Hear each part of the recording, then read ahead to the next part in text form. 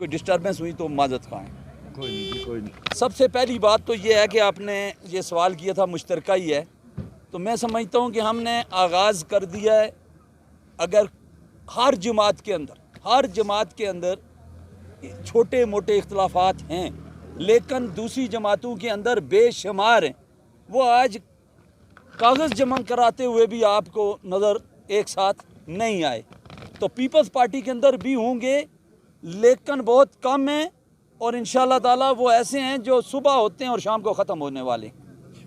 دوسری بات کہ الیکشن جو ہو رہے ہیں یہ ضمنی الیکشن ہیں، شاید وہ وقت جو آگے ہے وہ بہت کم ہے، ہم کوئی بڑی بات نہیں کرنا چاہتے، کوئی ایسے لمبے چوڑے خواب اپنی عوام کو نہیں دکھانا چاہتے، لیکن ایک بات ہے کہ جو کچھ ہوگا وہ صاف ستھرا ہوگا۔ جو فراڈ اور دھوکے اور بالخصوص یہ گزشتہ 4-5 سال جو گزرے ہیں اس میں ہوئے ہیں، ایسے نہیں ہوں گے۔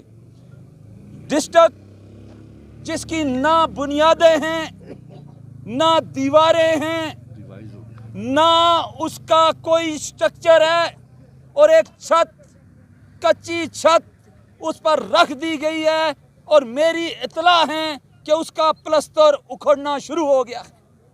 یہ اس کے اتنا بڑا دھوکہ، اتنا بڑا فراڈ اس پاکستان کی تاریخ میں کسی نے نہیں کیا۔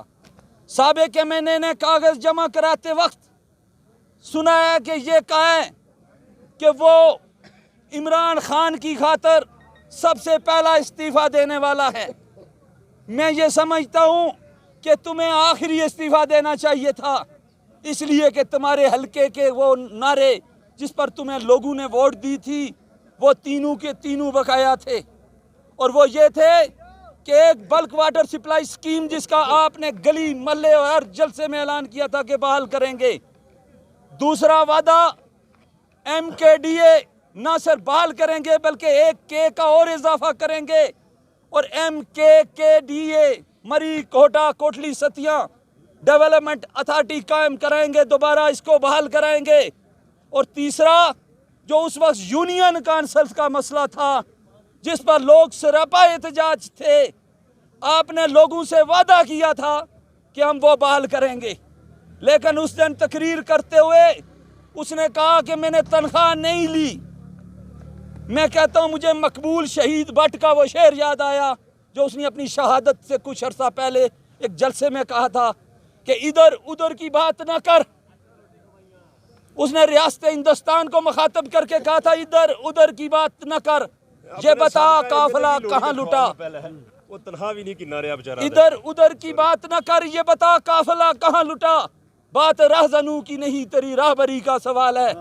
بات یہ ہے کہ آپ تنخواہ ضرور لیتے، صداقت صاحب، پروفیسر صاحب، آپ تنخواہ ضرور لے لیتے۔ اگر آپ نے نہیں لی تو مجھے تو کم سے کم نہیں ملی، نہ میرے لوگوں کو ملی، لیکن آپ تنخواہ لیتے اور یونین کانسلیں بحال کرتے، کام کرتے۔ آپ تنخواہ لیتے اور اس کے بعد ایم کے ڈی اے بحال کرواتے۔ آپ تنخواہ لیتے، ضرور لیتے، اور بلک واٹر سپلائی بحال کرواتے۔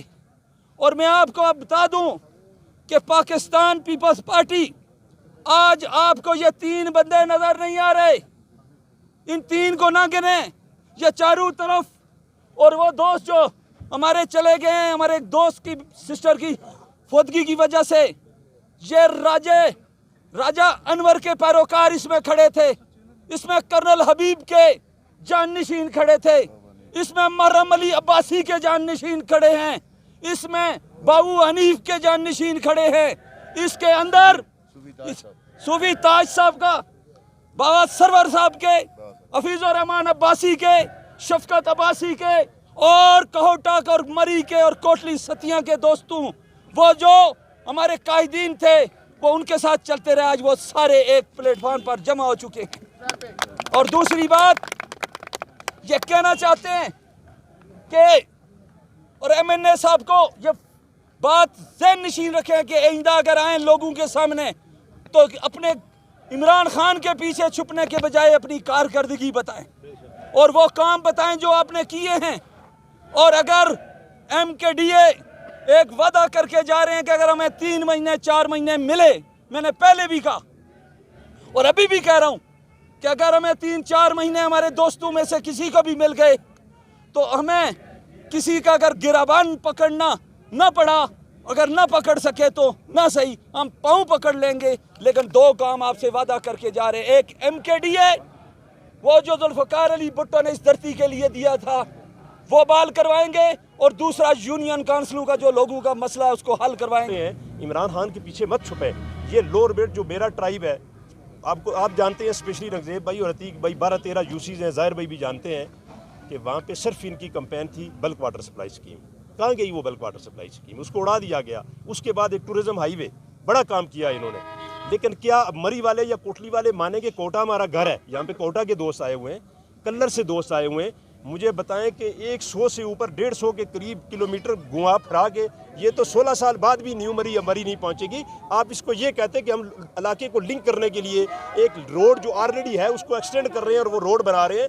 ٹورزم ہائی وے کا کنسپٹ نہیں ہے، لیکن سپوز وہ اس کو کیش کروانے کے چکر میں بھلے کروائیں، لیکن یہ یاد رکھیں کہ میرے حلقے کے جتنے لوگ ہیں وہ یہ یاد رکھیں کہ پاکستان کا سروائیول صرف اور صرف اسی میں ہے کہ آپ ان سے جان چھڑائیں۔ جو نکمے اور نکھٹو لوگ ہیں وہ اپنی لیڈرشپ کے نیچے نہ چھپیں، میں اس کو ٹارگٹ نہیں کرتا، انہوں نے جو کیا وہ آپ ساروں کو بھی پتہ ہے، لیکن وہ اپنی کارکردگی بتائیں کہ انہوں نے ڈیلیور کیا ہے علاقے کا۔ یہاں پہ یونیورسٹی بنائی، ہمارے کالجز سارے ختم کر دیے، کیا مجھے بتائیں ایک بھی کالج ہے مری میں؟ جب عام ایجوکیشن کے لیے ایک عام آدمی کا بچہ، اس کے لیے کالج کو کولیپس کر دیا گیا، کیوں؟ یہ یونیورسٹی آپ نے بنانی تھی، آپ انڈیپینڈنٹ بناتے۔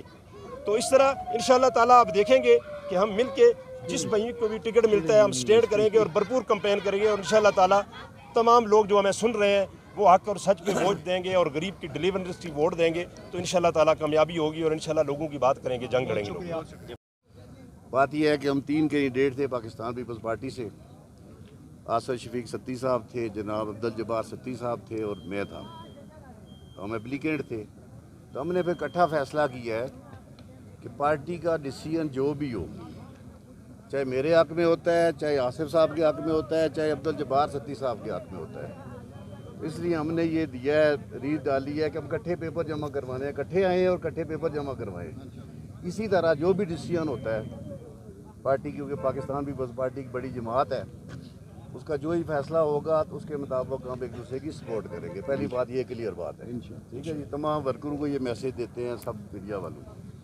دوسری بات یہ ہے کہ ریب صاحب آپ نے پوچھا، پاکستان پیپلز پارٹی کا اپنا ایک مینیفیسٹو ہے جس کی بنیاد شہید ذوالفقار علی بھٹو نے رکھی، اس کی بیٹی نے محترمہ بے نظیر بھٹو نے، روٹی کپڑا اور مکان۔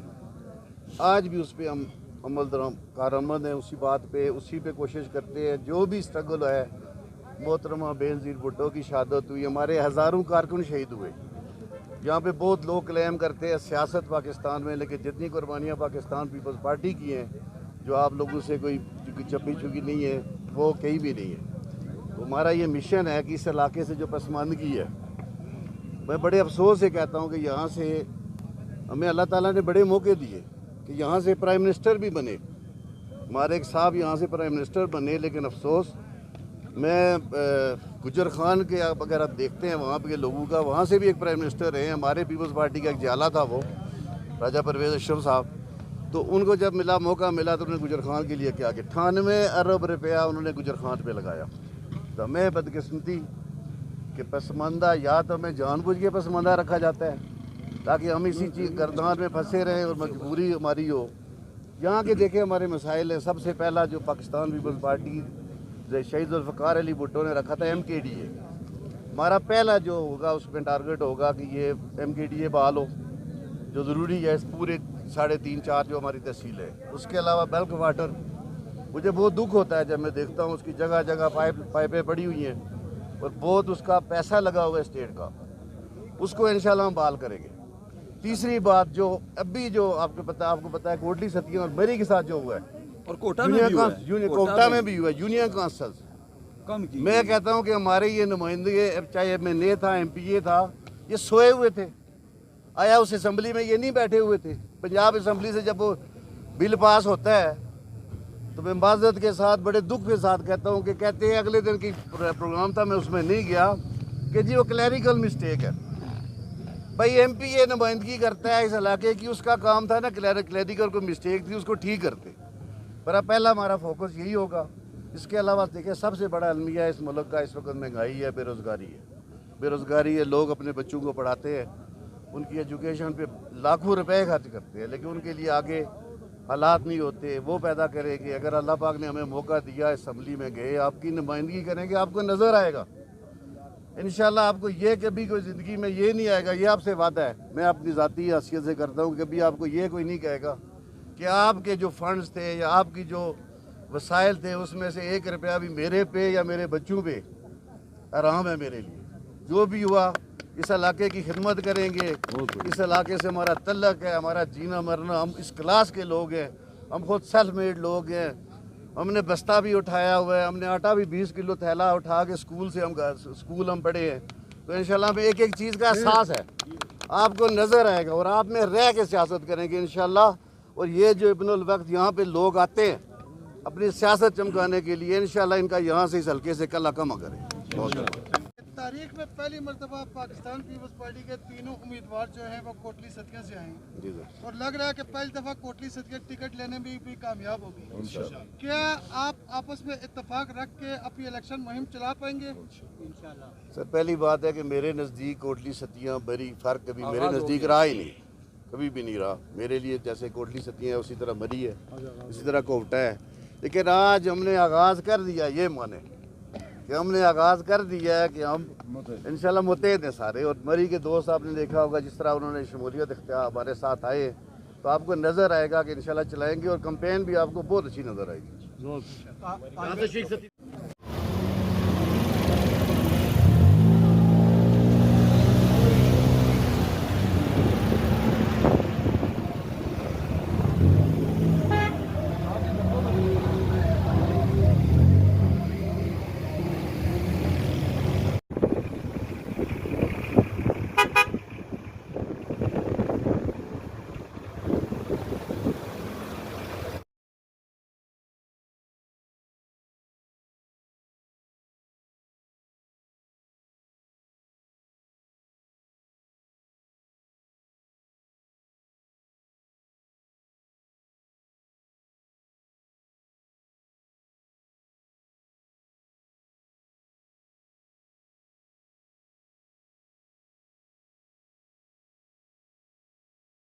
काफी दूर